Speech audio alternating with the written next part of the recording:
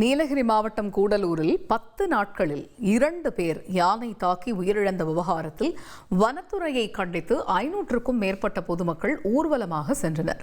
கூடுதல் தகவல்களை செய்தியாளர் சுரேஷ் வழங்க கேட்கலாம். சுரேஷ், இந்த விவகாரம் தொடர்பாக பொதுமக்கள் கூறுவது என்ன? வனத்துறை தரப்புல என்ன சொல்லப்படுது? வணக்கம். நீலகிரி மாவட்டம் கூடலூர் சுற்றியுள்ள பகுதிகளில் தற்பொழுது காட்டு யானைகள் உணவு தேவை பூர்த்தி செய்வதற்காக மக்கள் வசிக்கும் பகுதிகளில் நடமாடி அச்சுறுத்தி வருகிறது.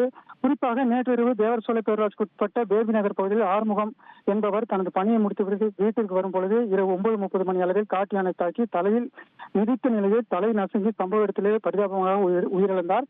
இதனைத் தொடர்ந்து யானை குடியிருப்பு வருவதை தடுக்க நடவடிக்கை எடுக்க கோரி உடலை எடுக்க விடாமல் அதிகாலை 3 மணி வரை அப்பகுதி மக்கள் போராட்டம் நடத்தினர்.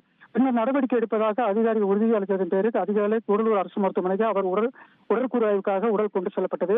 தற்போது உடற்கூறு ஆய்வு முடிந்த நிலையில் இதுவரை அதிகாரிகள் எந்த உறுதியும் கொடுத்தபடி நடவடிக்கை எடுக்காத நிலையில் உடலை வாங்க மறுத்த பொதுமக்கள் மேல்கூடலூர் உள்ள அரசு மருத்துவமனையிலிருந்து சுமார் 4 கிலோமீட்டர் உதகை கூடலூர் தேசிய நெடுஞ்சாலையில் ஊர்வலமாக சென்றனர். ஊர்வலமாக செல்லும் அவர்கள் நகர்ப்பகுதியில் உள்ள கோட்டாட்சி அலுவலகத்தில் பேச்சுவார்த்தை நடத்தி உடனடியாக கிராம பகுதியை சுற்றி அகலியா வெட்டுவதுடன் அதன் அருகில் சோலார் மின்வேலிகள் அமைக்க வேண்டும் எனவும், யானை நடமாடுவதை தொடர்ந்து வனத்துறையின் கண்காணிப்பு பணியில் ஈடுபட வேண்டுமும், உயிரிழந்த குடும்ப ஒவ்வொருக்கும் நிரந்தர பணி வழங்க வேண்டும் என்ற பல்வேறு கோரிக்கைகளை வருவாய்த்துறையினர் மற்றும் வனத்துறையினர் உறுதி அளித்தால் மட்டுமே உடலை வாங்கப் போவதாக உறுதியளித்தனர். இந்த ஊர்வலத்தால் கூடலூர் பகுதியில் தற்பொழுது பரபரப்பான சூழ்நிலை நிலவி வருகிறது. தகவல்களுக்கு நன்றி சுரேஷ். ட்ரெண்ட ஃப்ரெண்ட் ஆக்கிக்கோங்க. 2.5 கோடிக்கும் அதிகமான தந்தி டிவியின் சப்ஸ்கிரைபர்ஸ் அண்ட் ஃபாலோவர்ஸ் குடும்பத்துல நீங்களும் இணையுங்க.